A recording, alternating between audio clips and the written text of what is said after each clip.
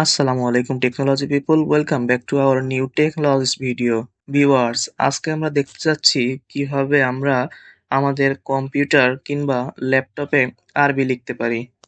তো আরবি লেখার জন্য যা কিছু প্রয়োজন, আমাদের সকল স্টেপ আমরা পর্যায়ক্রমে দেখতে যাচ্ছি। তো কথা না বাড়িয়ে চলুন ভিডিও শুরু করা যাক।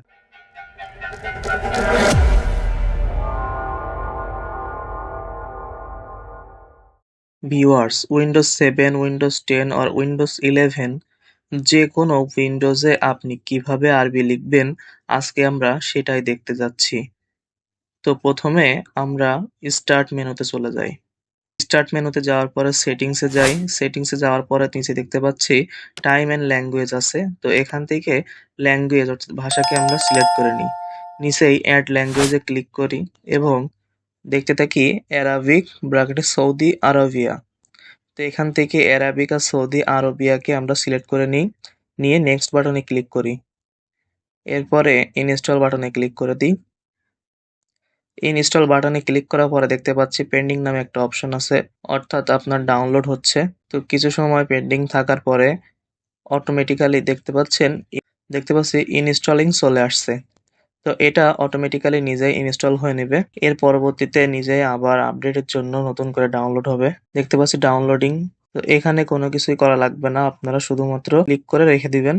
অটোমেটিক্যালি ওটা ডাউনলোড হয়ে ইনস্টল হয়ে যাবে। ডাউনলোড হয়ে নিজেভাবে ইনস্টল হওয়ার পরে আমরা মাইক্রোসফট অফিস ওয়ার্ডের যে কোনো ভার্সনে চলে যাই। যাওয়ার পরে এখানে ইএনজি দেখতে পাচ্ছি, এখান থেকে অ্যারাবিক করে নিই।